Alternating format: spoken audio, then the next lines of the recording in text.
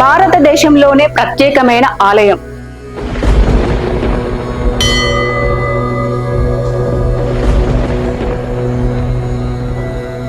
ఏడు 700 సంవత్సరాలకు పైగా నిర్విరామంగా వెలుగుతున్న అఖండ జ్యోతి.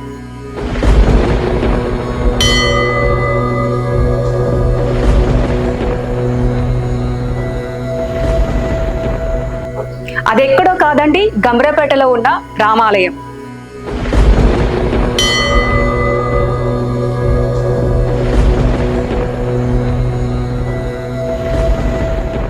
హాయ్, హలో, నమస్తే, వెల్కమ్ టు పీపుల్స్ మీడియా. నేను మీ శ్రవంతి. సో రాజన్న సిరిసిల్ల జిల్లా గంభీరావుపేట మండల కేంద్రంలో ఉన్నామండి. గంభీరావుపేట మండల కేంద్రంలో రామాలయం ఉంది. ఆ రామాలయం విశిష్టత ఏంటి అంటే, దాదాపుగా 700 సంవత్సరాల నుంచి అఖండ దీపము నిర్విరామంగా వెలుగుతూనే ఉంది.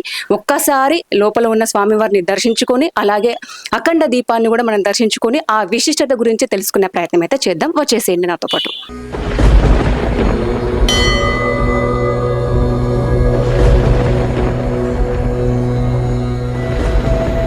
సో గంభీరావుపేటలో ఉన్న రామాలయం ప్రధాన అర్చకులు వేణుగోపాలాచారి గారు మనతో ఉన్నారు. ఒకసారి వారితో మాట్లాడదాం. ముఖ్యంగా ఇక్కడ అఖండ జ్యోతి కొన్ని సంవత్సరాల నుంచి కూడా నిరంతరంగా వెలుగుతుంది కాబట్టి అసలు దాని గురించి, దాని విశేషత గురించి ఒకసారి ప్రధాన అర్చకులతో మనం మాట్లాడదాం. నమస్తే పంతులు గారు. నమస్తే మేడం. అమ్మా, ఇది 700 దాదాపుగా 710, 12, 13 సంవత్సరాలు అవుతుంది. ఇది ఈ యొక్క దేవాలయం ఏడవ నిజాం నవాబు పరిపాలన లోపట కట్టబడ్డది. ఇటు ఓరుగల్లును పరిపాలిస్తున్నటువంటి యొక్క కాకతీయ రాజుల్లో చివరి రాజు అయినటువంటి యొక్క ప్రతాపరుద్రుడు, ఆయన యొక్క పరిపాలనలో, ఆయన ఓరుగల్లును పరిపాలన చేస్తున్నటువంటి సమయంలో 600 సంస్థానాలు ఉండేదమ్మా ఈ యొక్క యావత్ భారతదేశంలో.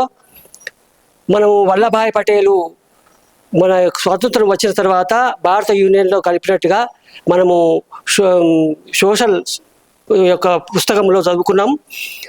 ఆ యొక్క 600 సంస్థానాల లోపల ఈ యొక్క లింగనపేట సంస్థానం ఒకటి. అయితే అప్పుడు విష్ణుభూపాలరావు అనేటువంటి యొక్క అతను ఈ యొక్క రాజన్న సిరిసిల్ల జిల్లా పరిధి ఎంత ఉందో అంత పరిధి ఈ యొక్క లింగనపేట సంస్థానంలో ఉండేది. అయితే ఈ యొక్క విష్ణుభూపాలరావు అక్కడికి పోయి అప్పుడు ఈ యొక్క రౌతుతో ఈ యొక్క కట్టబడినటువంటి దేవాలయాలన్నీ కాకతీయ రాజులు అప్పుడు కట్టిస్తున్నారు. అయితే చివరి రాజు ప్రతాపరుద్రుడు ఆయన దగ్గరికి పోయి, రాజా, మా దగ్గర ఒక సీతారామస్వామి ఆలయం, అయోధ్యలో ఉన్నటువంటి యొక్క రామాలయం ఏ విధంగా ఉందో ఆ విధంగా కట్టించండి అని చెప్పేసి ఈ యొక్క విష్ణుభూపాలరావు ఆ యొక్క రాజును అడిగాడు. అడిగితే అందుకు రాజు అంగీకరించి ఈ గంభీరావుపేట అనేటువంటి ఈ యొక్క గ్రామంలో ఈ యొక్క దేవాలయాన్ని నిర్మాణం చేయడం జరిగింది.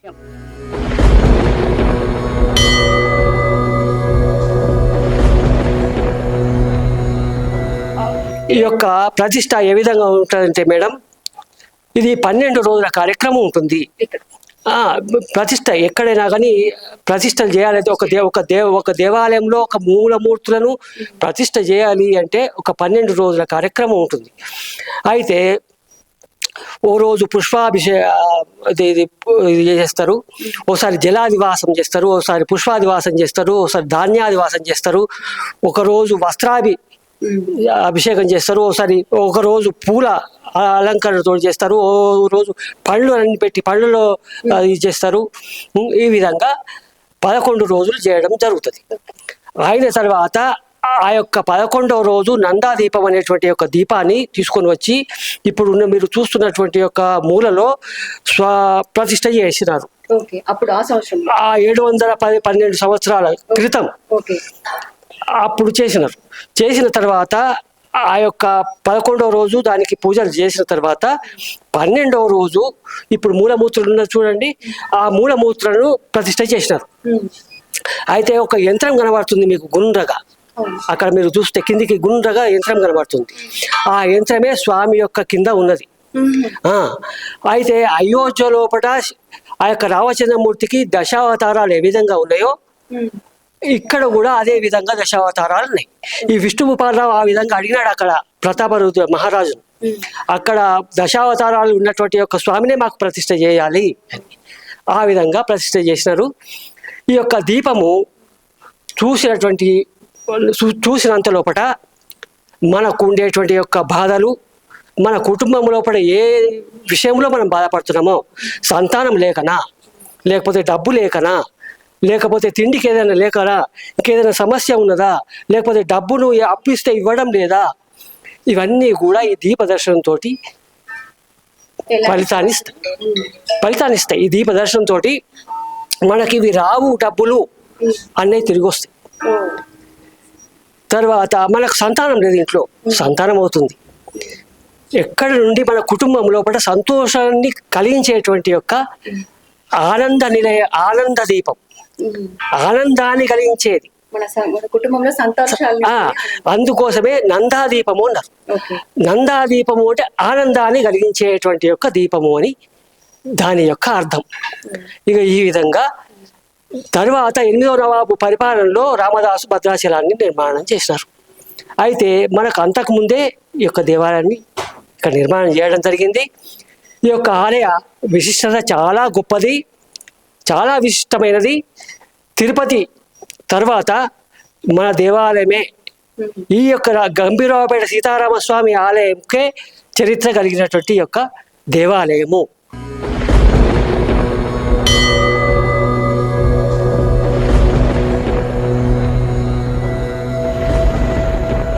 ఈ యొక్క దీప కాంతి రాత్రి ఆ యొక్క లైట్స్ అన్ని బంద్ చేస్తాం కదా, లోపల చీప్ చీకటిగా ఉంటుంది. ఆ వెలుతురు స్వామి మీద పడుతుంది.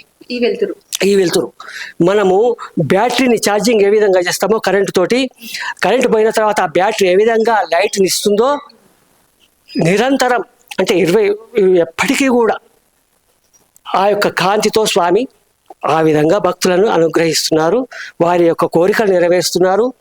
ఈ యొక్క తిరుపతి వెంకటేశ్వర స్వామి ఏ విధంగా ఆపద మొక్కులవాడైనాడో మా స్వామి ఆనందంగా ఉండేటువంటి యొక్క కుటుంబంలో ఏ కలతలు లేకుండా ఉండేటువంటి యొక్క స్వామిగా పేరు పొందినాడు సీతారామస్వామి. జై శ్రీమన్నారాయణ.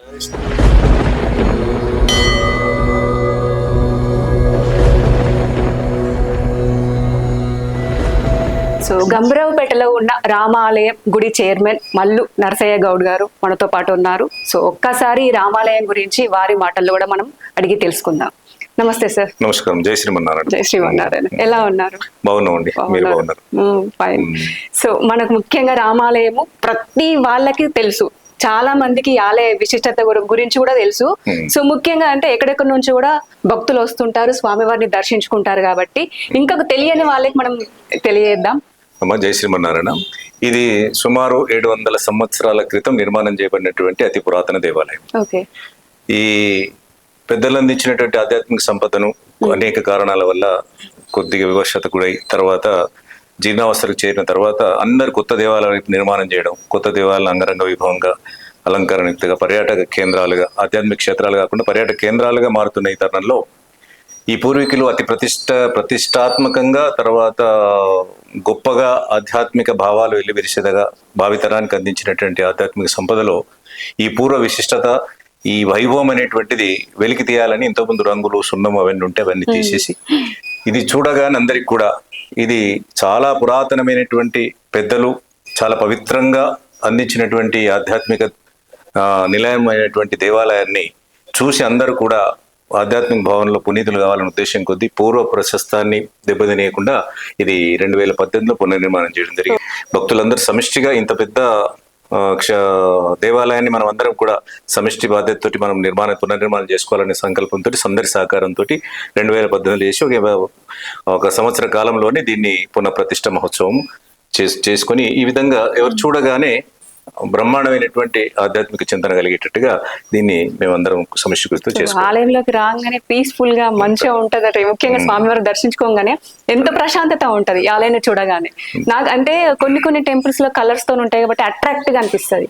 సో ఇందులోకి రాగానే దేవుడి మీదనే భక్తి మనకు ఎక్కువ వస్తుంది. అదే కదా, ఇప్పుడు బయట ప్రపంచంలో గాని మనకు ఇతర వ్యాపకాల్లో గాని లభించినటువంటి మనశ్శాంతి, ప్రశాంతత అనేటువంటిది ఇట్లాంటి పురాతన దేవాలయాలే పూర్తి నిక్షిప్తమై ఉంటుంది. ఎందుకంటే అప్పట్లో ఆధ్యాత్మిక క్షేత్రాలుగా నిర్మాణం చేశారు తప్ప గాని పర్యాటక క్షేత్రాలుగా దీన్ని ఒక ప్రచార క్షేత్రాలుగా మాత్రం నిర్మాణం చేయలేదు. ఇక ప్రస్తుతం ఉన్నటువంటి కోట్ల రూపాయలు ఖర్చు పెడతారు కానీ ఇంత వైభవము, ఇంత శక్తి అనేటువంటిది ఇప్పటి దేవాలయం ఉంటుందో ఉండదో పరమాత్మ తెలుసు. కానీ ఇది మాకున్నటువంటి ఈ ప్రత్యేక దేవాలయంలో మనకున్నటువంటి చాలా ప్రత్యేకతలు ఉండడం వల్ల అనేక రాష్ట్రాల నుంచి, విదేశాల నుంచి కూడా ఈ రామాలయంకి వచ్చి సీతారామచంద్ర స్వామిని దర్శనం చేసుకుంటారు. చేసుకున్న వారికి వారు కోరిన వారి కొంగబారంగా నిలిచేటువంటి కోదండరాముడి నిలయంగా ఇది భద్రాద్రి రామచంద్ర స్వామిని అర్పించేటువంటి మరొక బ్రహ్మాండమైనటువంటి సీతారామ ఆలయంగా మా గంభీరపేటలో ఉండడం ఈ ప్రాంతానికి ఒక అదృష్ట అవకాశం. మేము ఇంకా అదృష్టవంతులు.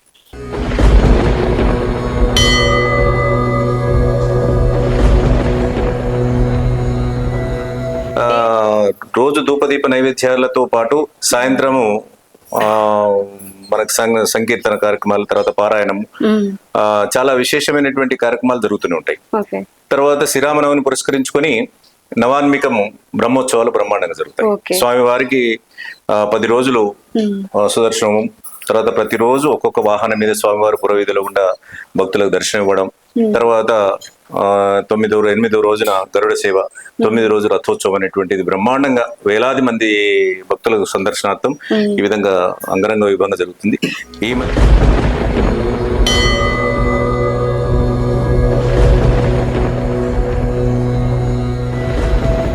ఈ రామచంద్రమూర్తికి పాదాలకు ఈ ఆంజనేయ స్వామి యొక్క నమస్కారం కరెక్ట్ గా సమానంగా ఉంటుంది.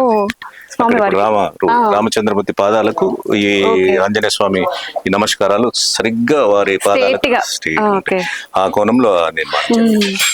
ఈ ధ్వజస్తంభం గాని, రాతి స్తంభం, దీపస్తంభం, ఇవి అప్పటిదే. ఇది కూడా మనకేంటంటే ఇవి కర్ర నారవేపతి మారుస్తా ఉంటారు. కానీ ఇది దేవాలయం నిర్మాణం జరిగిన నాడు ఆనాటిదే మాత్రం.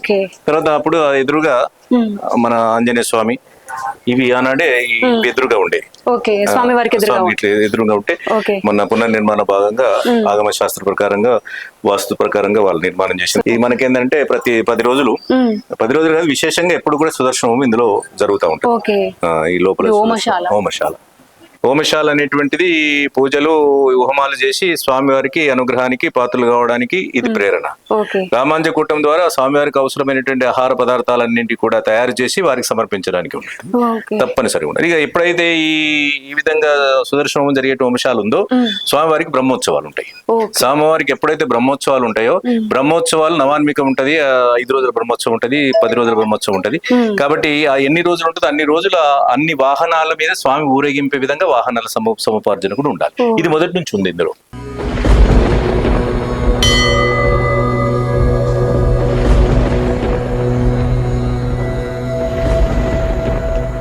సో సార్, ఈ ఆలయ ప్రత్యేకత ఏంటి? ఎందుకంటే అఖండ దీపం గురించి చాలా మంది కూడా భక్తులు ఎక్కడెక్కడి నుంచో వచ్చి స్వామివారిని దర్శించుకొని ముఖ్యంగా అఖండ జ్యోతిని కూడా దర్శించుకుంటారు. కాబట్టి ఎప్పుడైనా ఏమైనా అంటే దీపం గానీ ఆరడం గానీ ఏమైనా జరిగిందా?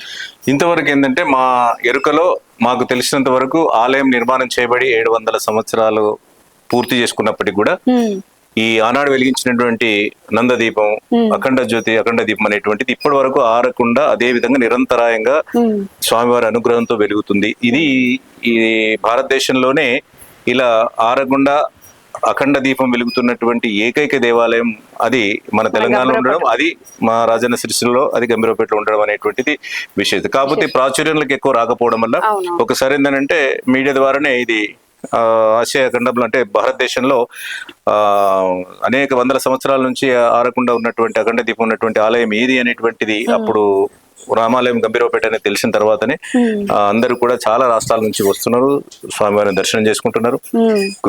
ఇంతకుముందు అర్చకులు చెప్పినట్టుగా ఏదైతే మనస్ఫూర్తిగా స్వామిని నమ్మి కోరుకుంటారో వారి కోరికలు తీర్చేటువంటి విధానంలో వారికి ఫలితాలు అందుతున్నాయి కాబట్టి మళ్ళీ పునర్దర్శనం చేసుకుంటూ వాళ్ళు తరిస్తున్నారు.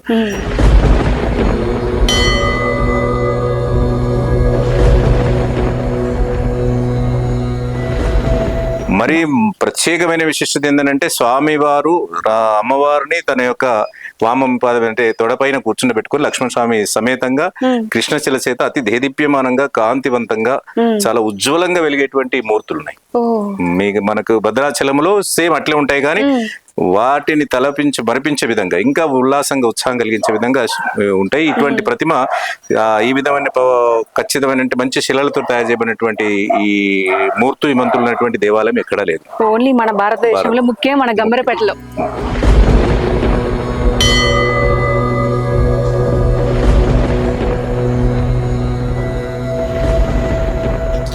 ఇది కళ్యాణ మండపం. ఇదే 16 స్తంభాలతో కూడిన కళ్యాణ మండపం. ప్రతి శ్రీరామనవమిని పురస్కరించుకొని కళ్యాణ మహోత్సవం ఇక్కడ జరుగుతుంది. తర్వాత ఇక్కడ అశేష జనం వీళ్ళు వస్తారు.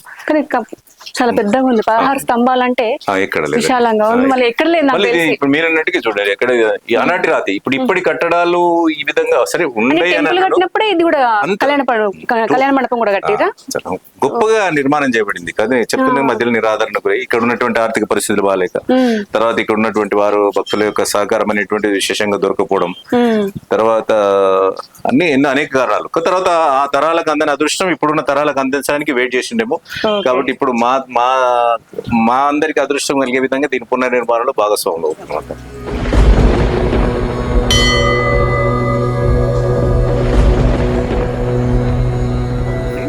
నా పేరు చేపూరి కిషన్. నేను ఈ ఆలయానికి కోశాధికారిగా చేస్తున్నాను. ఈ ఆలయం యొక్క ప్రాశస్త్యం ఏంటంటే రైతులకు సంబంధించినటువంటి అంశం ఏంటంటే ప్రతి సంవత్సరము ప్రతి ఊళ్ళో వడగళ్ళ వాన పడుతుంది. కానీ మా రామాలయంలో ఈ గంభీరపేటలోని రామాలయంలోని ఈ భక్తులకు ఎప్పుడైతే ఒక ముడుపు కడతారు, దేవుని ప్రార్థించి స్వామి ఈ సంవత్సరం మాకు వర్షాలు గాలి వడగళ్ళ వాన రాకుండా పంటలు చాలా బ్రహ్మాండంగా రావాలనే ఉద్దేశంతో స్వామివారికి ముడుపు వేస్తారు. ముడుపు వేసిన అప్పటి నుండి పంట కోతలు అయిపోయి వారికి ధాన్యం ఇంటికి చేరే వరకు ఆ స్వామివారి కృప వల్ల ఎటువంటి ధాన్య నష్టం జరగకుండా వాళ్ళు సుఖసంతోషాలతో ఉంటారు. తదనంతరము పంటల నూర్పిడి అయిపోయిన తర్వాత మళ్ళీ ఆ ముడుపును విప్పి స్వామివారిని ఊరేగింపుగా తీసుకొని వచ్చి ఆ ముడుపును విప్పి సంబరం చేసుకుంటారు. ఇది మా ఈ చుట్టుపక్కల ఉన్నటువంటి చుట్టుపక్కల ఉన్నటువంటి దాదాపు 20 కిలోమీటర్ల వరకు కూడా ఈ ప్రభావం ఉంటుంది. అందరూ ముక్తకంఠంతో స్వామివారిని పూజిస్తారు. ఇది మా స్వామివారి యొక్క ప్రత్యేకత మేమందరం భావిస్తూ ఉంటాం.